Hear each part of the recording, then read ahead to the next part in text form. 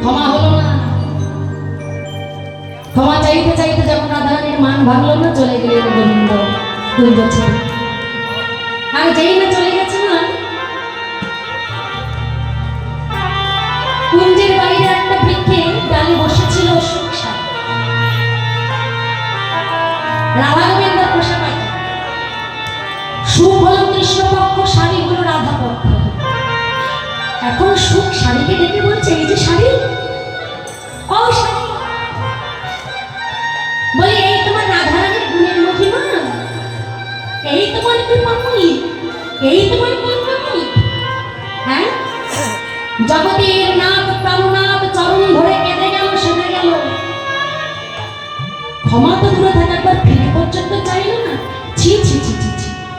সুখ শাড়ির মধ্যে এবার গন্ডগোল হচ্ছে। শাড়ি পথে সুখ কহিছে বচন, শাড়ি পথে সুখ কহিছে বচন। হইয়াছে, পড়ে গেল, ধর ধর ধর ধর।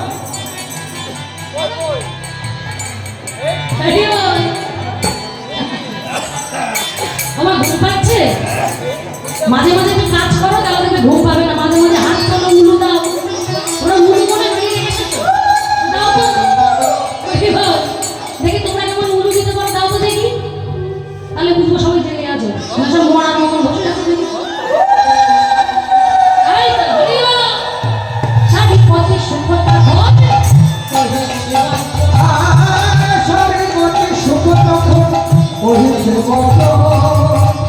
এই রাধার গুণ তুমি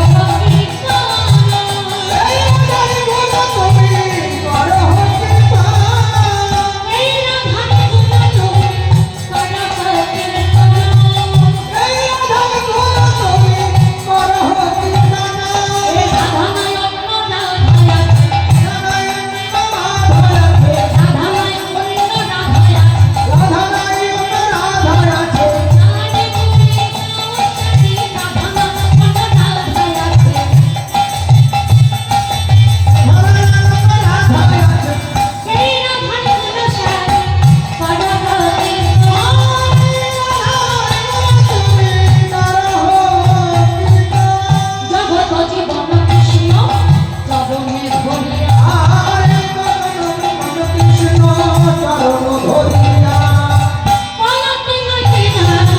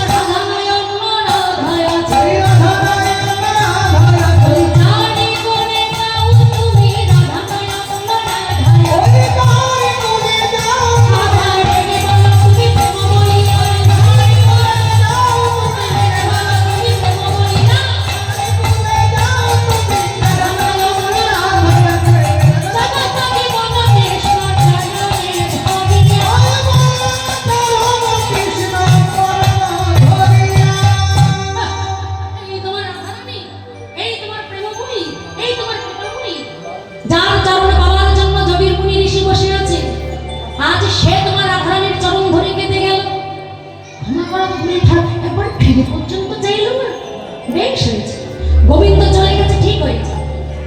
যেই না সুখ শাড়ির মধ্যে এই কথা হচ্ছে না, মা এইবারে লীলার আসল মজা হবে, এখন কেউ যাবে না, কেমন?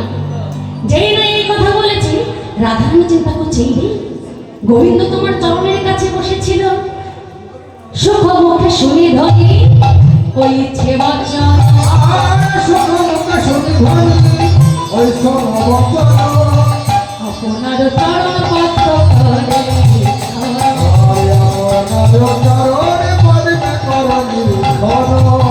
চরণেতে কৃষ্ণ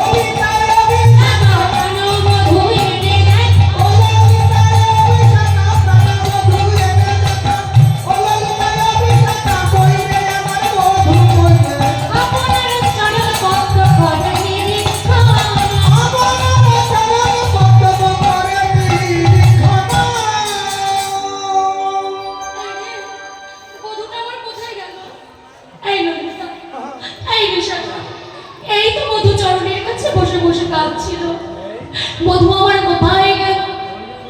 হ্যাঁ বলছে ঠিক বলে, চোর গেলে বুদ্ধি পারে।